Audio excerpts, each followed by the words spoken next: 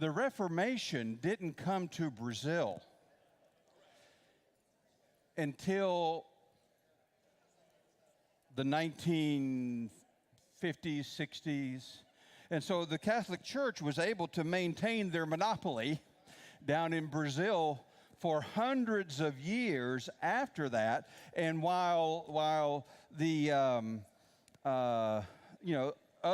churches were being established in Brazil. Baptist Church has been there for over 100 years. We've been over there for, 60 years and such as that. The whole idea, the Protestant movement, did not gain traction. They were there, they were talking about it. When we moved to the Amazon, there was a Christian bookstore. Now, you had to know where it was. There was no sign, okay? And so the point I'm making is that the actual, the Protestant movement didn't gain traction until right around 1975 to 1980 time frame, and we arrived in 1981. And so this was just now there have been people and churches established and all that, but it really didn't gain traction until 1980.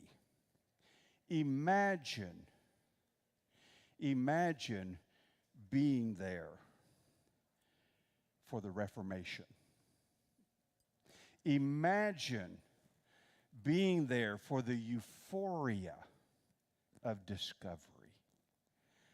For the first time ever in Brazil, people were deciding for themselves what their relationship with God was going to be. For the first time, they were opening their Bibles and reading it.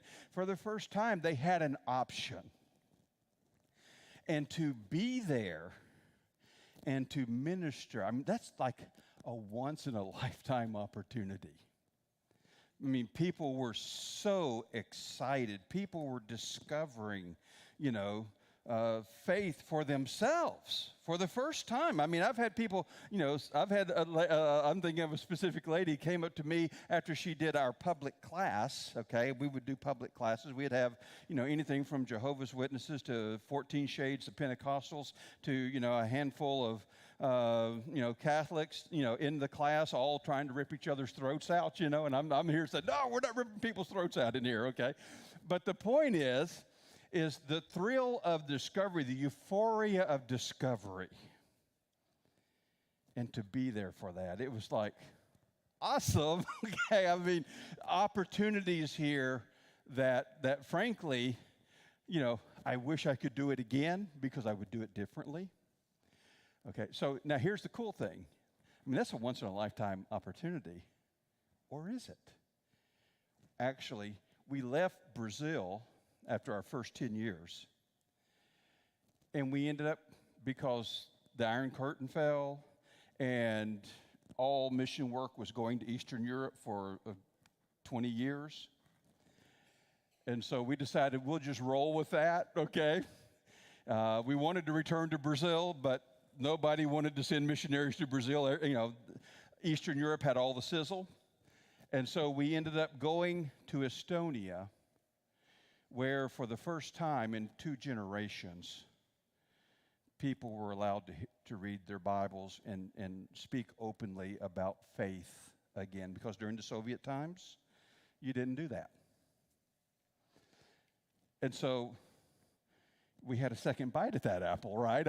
So for the second time, we were, found ourselves in a situation for the first time in the lifetime of these people. They're actually going to open their Bibles and read and decide about faith for themselves. And so, I kind of look at it and I think, man, we have lived like this charmed life, to be able to have, these two totally separate situations for totally 2 different reasons.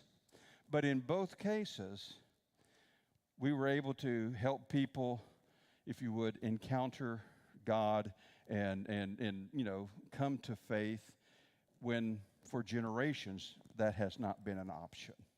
And so one of the interesting things about the work in Estonia is, we had believers there. I mean, we had students, and I mean, they believed, as we tend to believe, whatever the government was telling them. I mean, they thought that they were living better than anyone else in the world.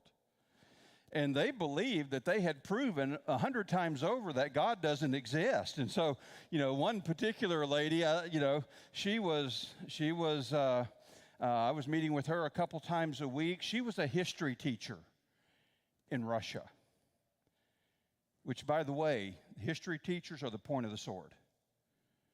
I mean, you stop and think about what's going on in our own educational system right now. History teachers are the point of the sword because they are telling the story, and they had to believe. I mean, because guess what? This guy who was once a hero of the revolution is now on the outs, right? And so now he's, cooling his heels in Siberia, and he's not one of the good guys anymore. And so they had to, and so this was what a history teacher does in that society. They were true believers. So Marina, it's coming.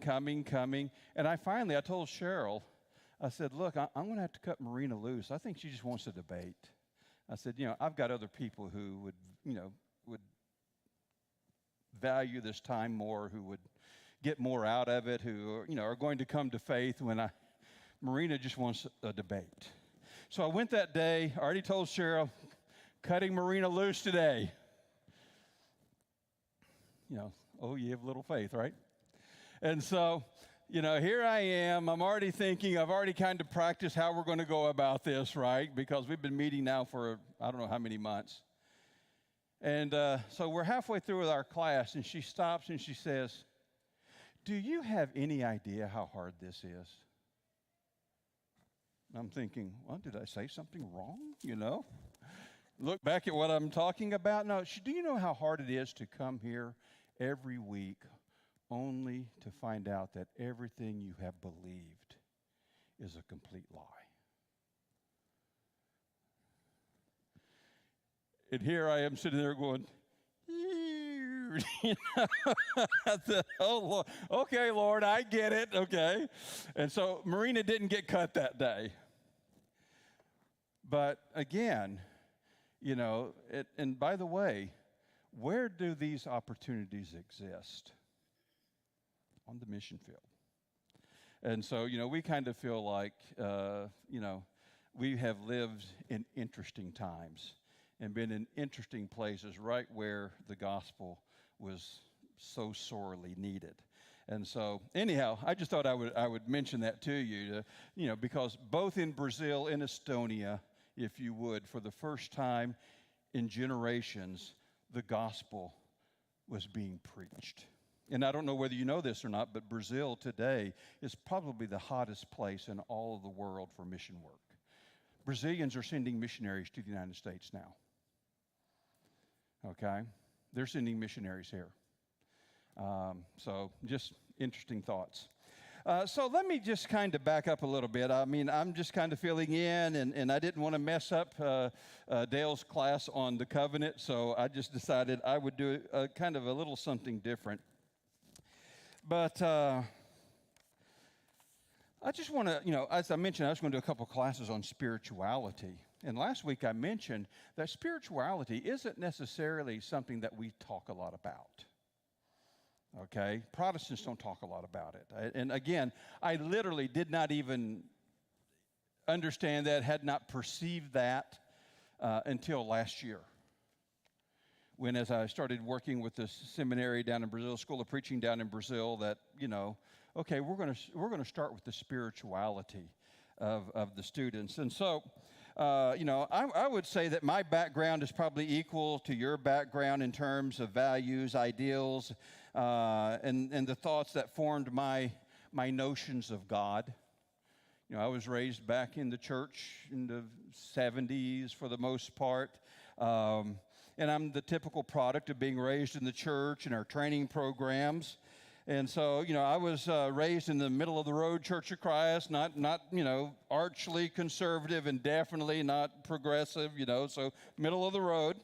And I think the only thing that really distinguishes me from, if you would, the average Joe is that I took it all quite seriously. Okay? I mean, my thought was, if I'm going to be a Christian, I want to be a Christian, all the way. Which, in the mind of a kid means I got to preach. And then when you get among preachers, that means you got to be a missionary. And so when you get to the mission field, you're there about 5 years and you realize, what an idiot I was. I could have been a Christian 100% back in the U.S., and I didn't even have to be a preacher. But by now I'm committed, right? So I got to stay the course.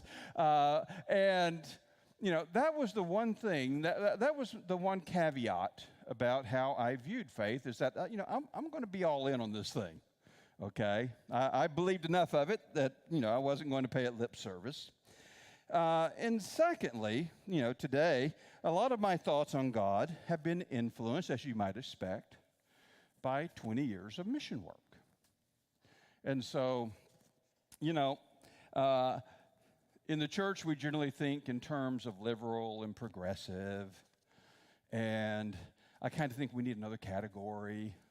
I think we need a category of traditional and non-traditional, in the sense of, I consider myself a conservative, but not traditional. And that kind of makes sense when you bear in mind that I, have been working in other cultures and situations for an extended period. I've seen church done in different ways. And so, a little bit less traditional, but still, I think conservative. And I'm probably the only one who thinks that anymore. But nonetheless, so I just wanted to share with you a little bit about where I am spiritually. And I was reflecting on that. And I kind of came up with a little list that I thought is, maybe useful, maybe confusing, I don't know. But if we as a church have sometimes been guilty of preaching the church as much as we've preached Christ, okay, I've been there. I've been that guy. I mean, that was the way I grew up. I mean, we preached the church as much as we preached Christ. Okay? If we've been too focused on salvation, I've been that guy. If we've obsessed at salvation, but not so much on the new life that follows, of being alive unto God, Romans chapter 6, I've been that. If we've been long on formulas and short on wonder, just being amazed, standing amazed before God, I've kind of been that guy. If we've equated knowledge to spirituality, I've been guilty of that at one time or another.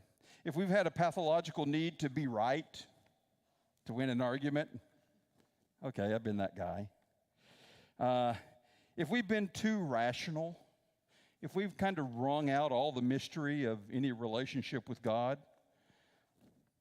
okay, I probably at times have been a little bit of that guy. If we've wanted to put God in a box, limiting Him, I probably have done that a time or two. If we've been condescending and judgmental toward the faith of others, okay, there's probably been times that I've been there. If we've been maybe a little too smug in our beliefs, okay, been there. If we believe that the success of the kingdom depends upon us, okay, I probably have been that guy. If we believe that we've got God figured out, all right, I've kind of been there a time or two. If we spent more time worrying about the church than praying over the church, okay, I've probably been there. If we built a spiritual identity around a list of doctrinal statements, okay, I've done that for a while. If we've lived maybe a little bit of a superficial spiritual life, there's been a time, maybe a little bit of that guy. If we've been content with so much scholarship, kind of been that guy from time to time. But today, I'm okay, and I think, stand on the cusp of a new version of faith, one that's God-focused, one that hungers for Him, one that's open to that part of God I will never understand, who realizes that what we don't know about God is insanely larger than what we do know about God. Open to the wonder of it all. And so I approach faith now, and I would say, again, as a seeker. Not as one who has arrived, and I kind of have decided to open myself to the things that I've chosen to close myself to. Oh, can't even think about that, you know. And I'm open to be enveloped by the presence of God who defies comprehension. So, I mean, get the idea. God is infinite. How am I supposed to wrap my mind around that? Why and where? How did I ever think I was going to have God figured out when He is infinite and, you know, my frame of reference is anything but? And so today I kind of embrace the wonder of God, and frankly, I'm excited by the prospects of living a relationship with God that's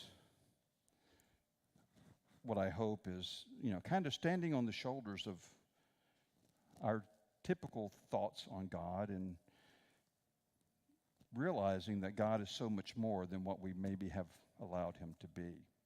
And so anyway, today I want to share some thoughts on expressions of spirituality. Okay, now we caught up with the slides. There you go.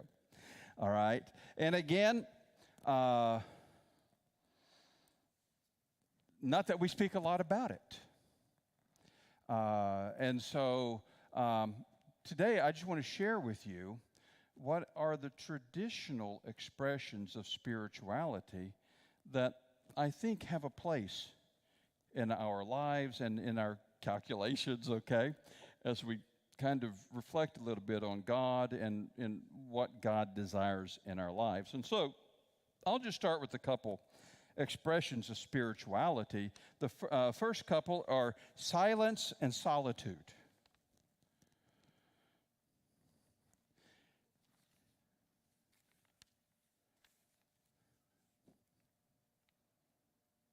We really don't do well with silence. I mean, you know, the first thing we do probably when we get home is flip the TV on. Not necessarily we're going to watch TV. We just need the noise in the background. Or maybe it's music. Or maybe it's the kids. I don't know. But, you know, silence, you know, isn't necessarily one of our favorite things. And solitude, you know, it took me years to be able to go and have lunch by myself and be okay with that. You know, I go to lunch by myself, and I know everybody's thinking, what a loser.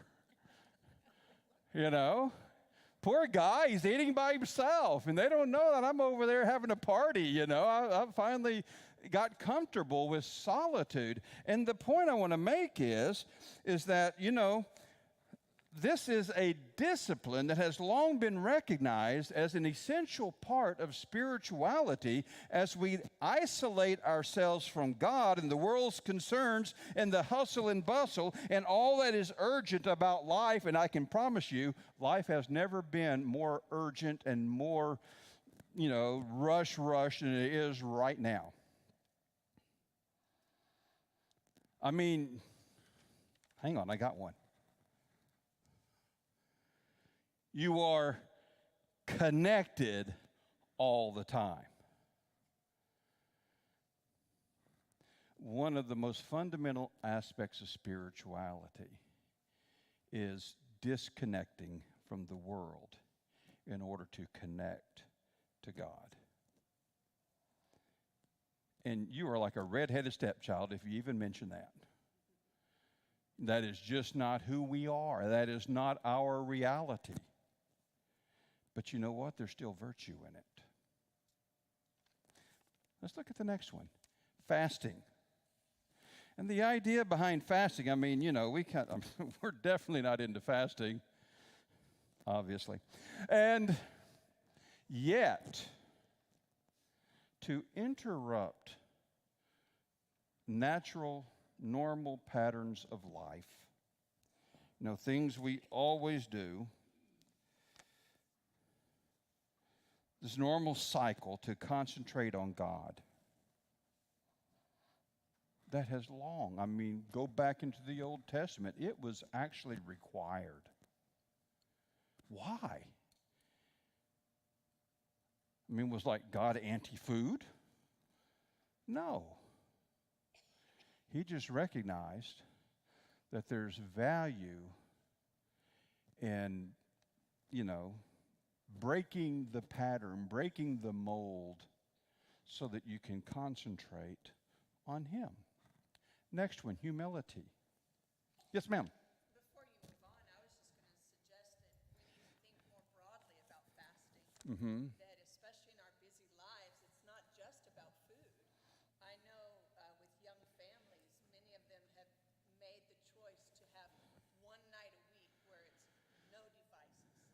Mm-hmm. And just to help their children and themselves to concentrate more on God. Yeah.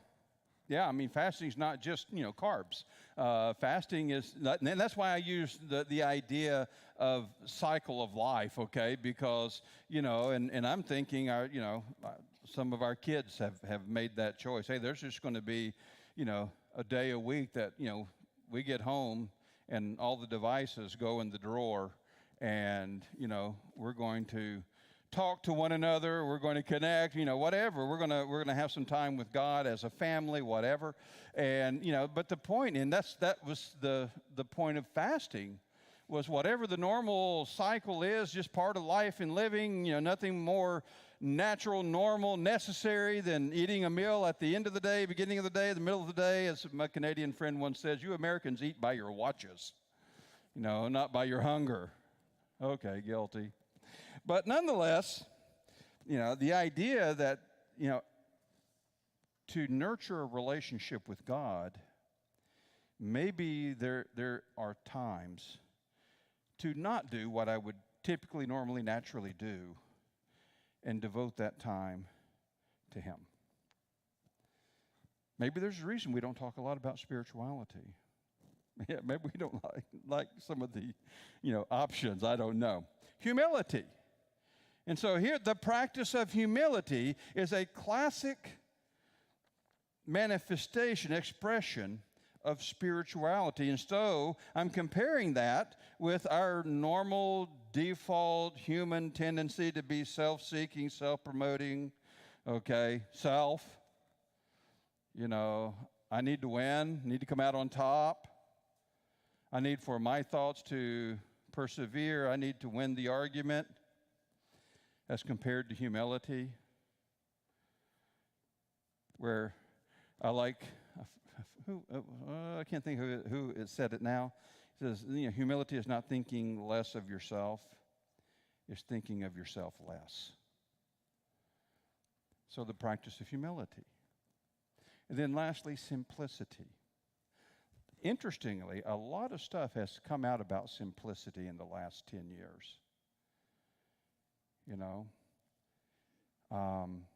There's a cool book called Celebration of Simplicity.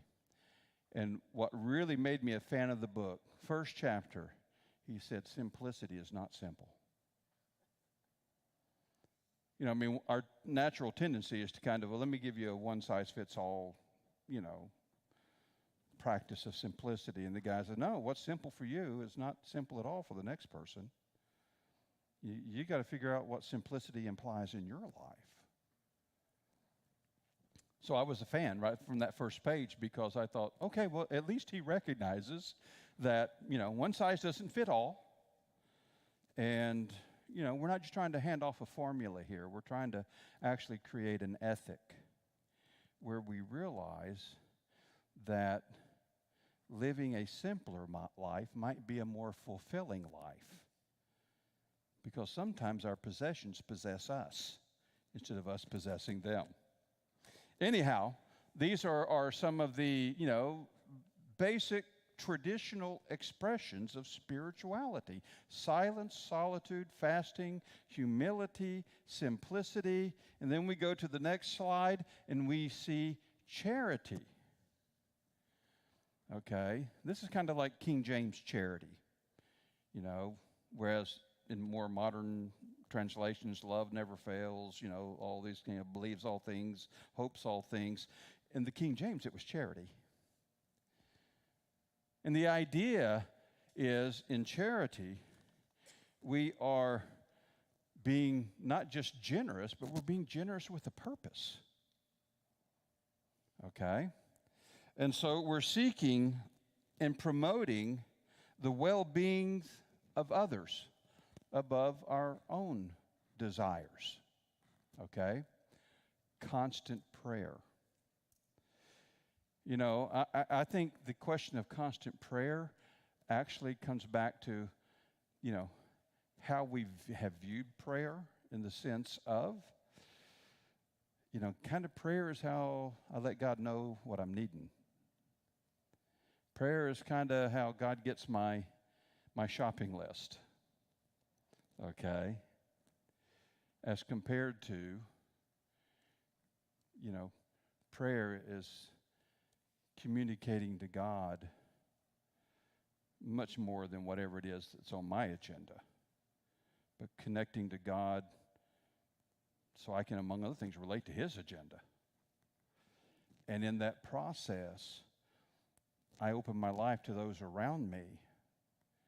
And, if prayer to me is just about me letting God what I know, what I need, I'm going to run out of prayer issues fairly quickly because at some point I get to the end of my want list.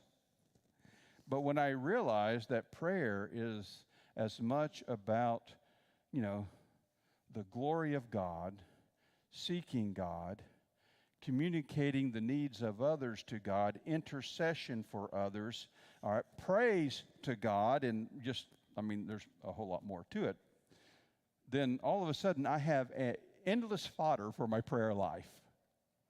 Okay? I can pray for others. I can pray, in thanksgiving to God. I can pray in supplication to God for things that, aren't on my to-do list or my want list. And that constant prayer, just connecting to God and that being a constant part of your life. Very important aspect of spirituality. How about the next one? Detachment. Who wants to share what does that imply to you? By the way, a huge theme in the New Testament, detachment. A huge ethic in the early church. Okay, y'all are going to make me look at my page. Do what? Relate it to solitude. Detaching yourself. Okay, well, solitude is like, but detachment here is cutting off untoward emotions and loyalties and attraction of things of this world. Okay? So, I'm not going to be controlled by the things of this world. So Paul says, Romans chapter 12, verse 1 and 2, don't be conformed to the ways of the world, to the things of this world. And so the huge ethic in the New Testament church was to in essence, kind of do away with those emotional ties and worldly values and ambitions and all the things that the world tell us are important.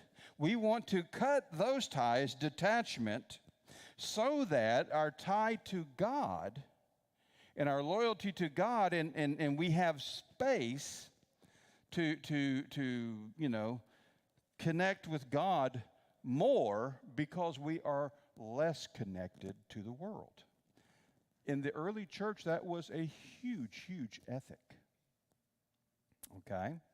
And so they eagerly sought to alienate the world. So, I mean, you think of, verses like, come out from among them and be ye separate, of, various other verses where we are not going to be consumed with the things of this world. All that is tied into the area of detachment. And I would say, and guess what? In our world today, that's not a theme. In fact, we allow the world to dictate the terms and define our worth, maybe by the things that we possess, the houses we live in, the cars we drive, ambitions of believing people many times are no different than the ambitions of unbelievers. And maybe that detachment is part of the reason why we're just too defined by the way the world thinks and the things that are important to it. Okay, obedience, peace, peacemaking. And again, I mean, it's not like these are things we've never talked about before, but to actually see these as elements of a healthy spiritual life and essential for an actual relationship with God, because, as you well know, the world and the universe hates a vacuum. And whatever vacuum you have in your life, the world will rush in to fill it when, really that was God's space to fill. And so all of these things are kind of important aspects of what spirituality should look like. The practice of detachment, the discipline of detachment, the discipline of obedience. We typically want people to more or less obey us. As I said, we want our will to persevere, to think that I'm actually going to make it a point as a self-discipline to live a life of obedience. Okay, that's just not the way we're wired. So we're rewiring something here, and there's a spiritual benefit available as we do so. Yes? Paul, we expect obedience from our children. And what better way to teach them than if they were to see and hear from us that we too are trying to live a life of obedience. Yeah. I mean, imagine going home after church instead of, in all candor and love, instead of maybe roasting, the elders or whatever that decision was or whatever, and say, you know what, that's not necessarily, how I would have done it, but I certainly see where they're coming from and the need for that decision. And, we need to, lift up their arms and let them know that we are on board. As you mention that to an elder, be sure he's having a good day, that he's not overly stressed. We don't want him to have a heart attack, okay, in the moment. All right. Our next slide kind of talks about moderation as a spiritual value, a spiritual discipline. How about the next one?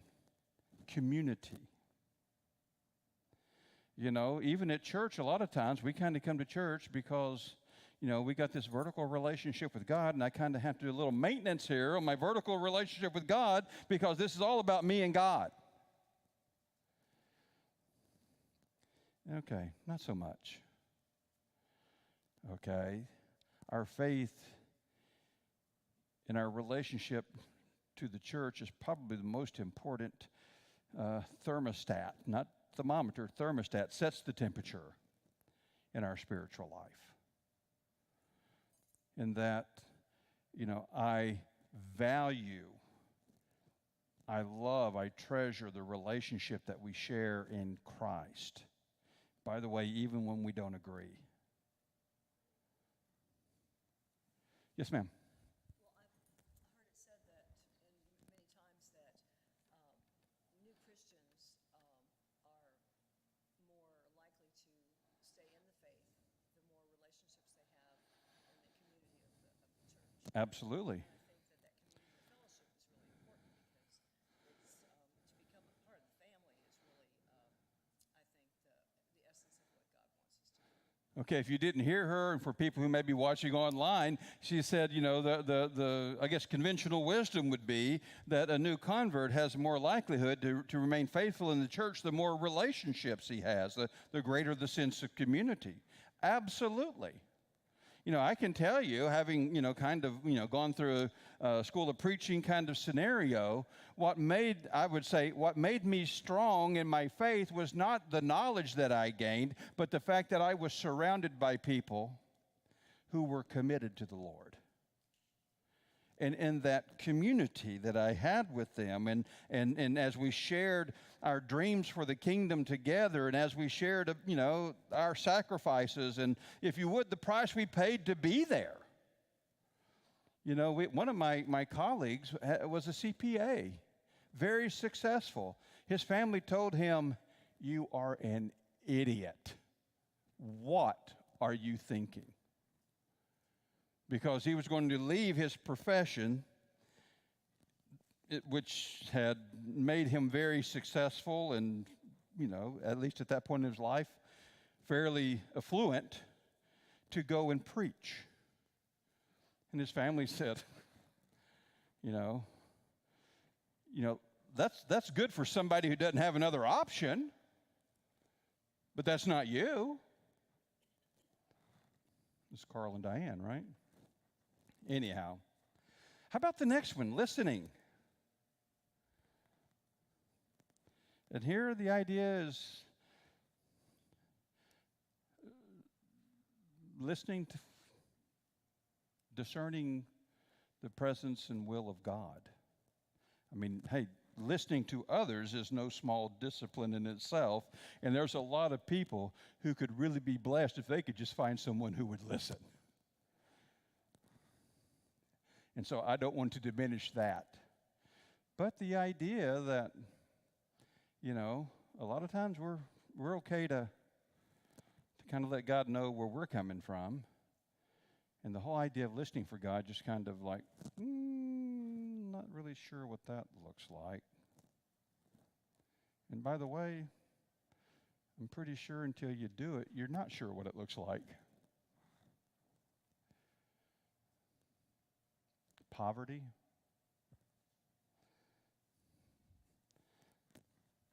You know, I mean, there are lots of people in this world who made an oath of poverty for the sake of serving God. I don't know that any of them are in our fellowship, but, you know, maybe. But, you know, the idea is that if I'm not out necessarily caught up in the rat race, then I likely have more time and maybe even some greater clarity of purpose as it relates to my spiritual life. I guarantee you in Brazil, you know, we dealt with people who were poor, lived in poverty. Their house was built over free-flowing sewer.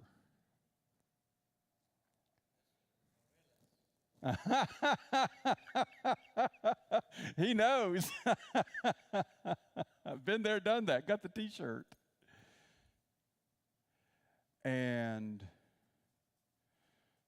what I have learned from those people, I mean, some of these sweet little old ladies who couldn't rub 2 coins together in their pocket have schooled me on faith. And I'm like supposed to be the guy, right?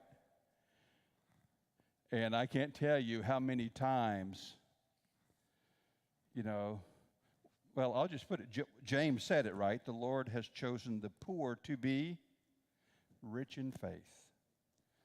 You know, when you're poor, when you're dealing in poverty, you kind of have to live the reality of God on a daily basis. The providence of God is a daily, reality in your life. And again, I'm more approaching it from the idea of clarity of life and purpose in the spiritual realm if I'm not out racing the rats. Self-denial.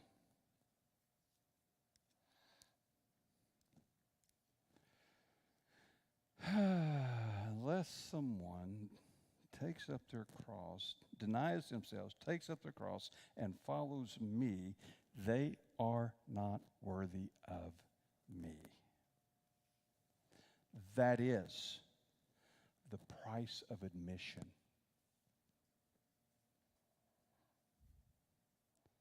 To life in Christ.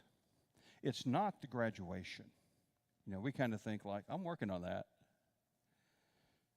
Okay, maybe I'm not really working on it, but at least, I acknowledge that that's out there, and and it's a long-term goal.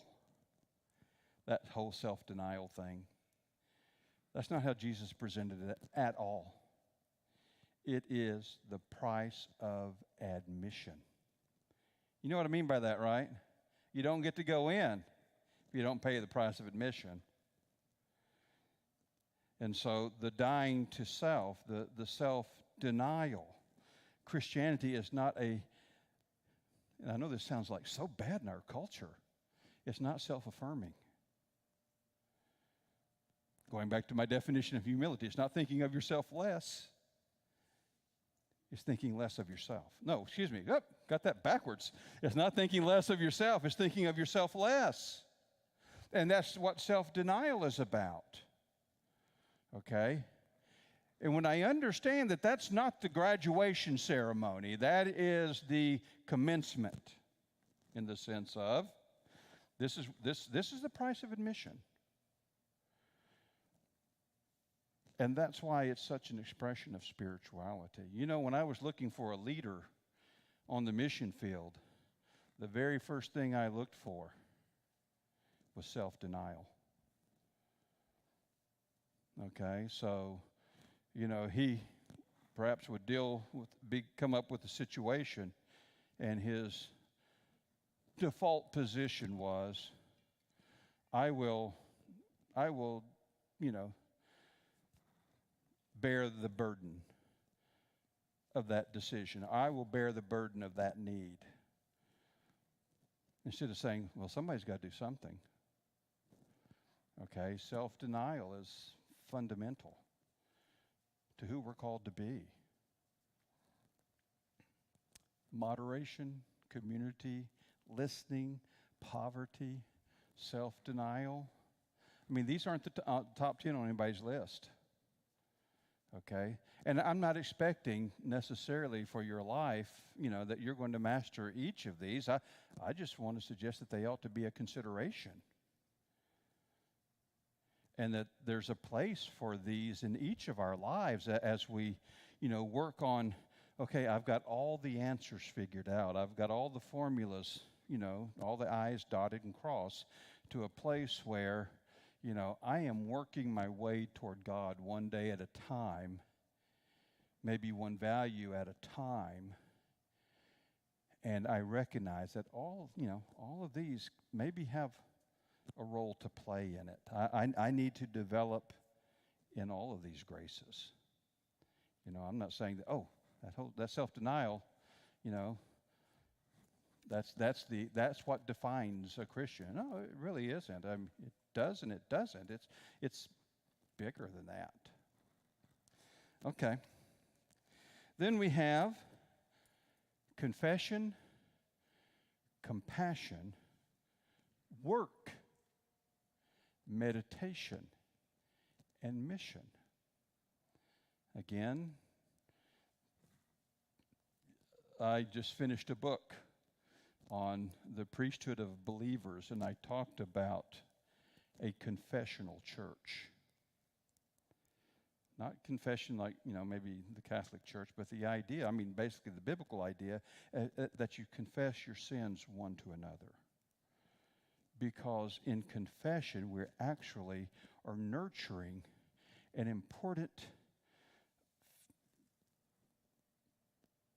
ethic and belief. We are actually reaffirming the gospel. Because as I own my weakness and you own yours, we're actually telling a story not of spiritual competence, which is the story we like, but that we're owning our failures so that we all can understand and acknowledge that our hope is not that we are among the spiritually accomplished, but that God forgives sinners. Sometimes we do church in a way where we kind of all live behind masks. And we're comfortable with that, frankly, because that's easier than saying, yeah, that guy that was up there and that was a missionary for 20 years, that dude's got issues.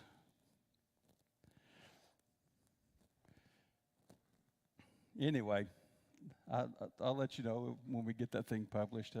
We're hoping to publish that pretty soon in both Portuguese and English. But the point I want to make, I'm not here today as our time is up. I'm just going to, kind of close out. I'm not saying that, you've got to have a doctorate in all of these. Go ahead and go to the next slide just so we get the last. Oh, okay. Lastly, gentleness, joy, kindness, goodness, and forgiveness. And I just want you to know that these 24 areas, expressions of spirituality have a place in all of our lives.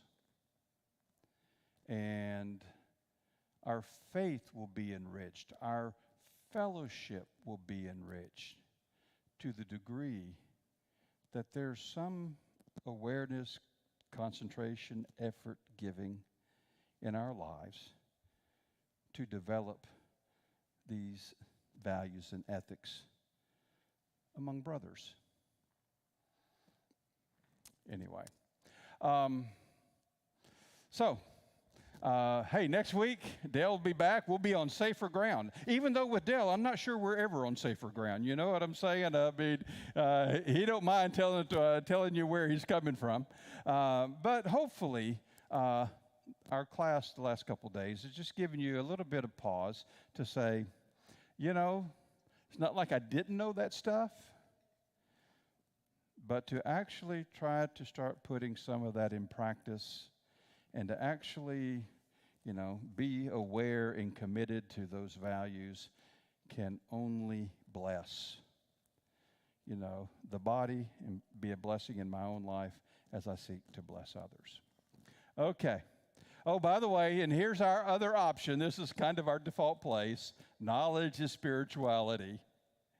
Okay, not so much. But anyhow, I always kind of tease people with 1 Corinthians chapter 8, verse 1, which says, knowledge puffs up, but love edifies. And we keep just going right down the knowledge road and acting like that's the sum of the matter, whereas Paul said quite pointedly in 1 Corinthians 13 that you can have all knowledge and understand all mysteries and have faith to move mountains, but without love, you're just a blowhard.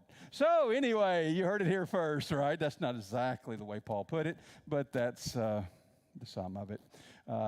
Listen, appreciate everyone's participation, comments. I'll let you run for the hills now. Thanks so much for sharing your thoughts.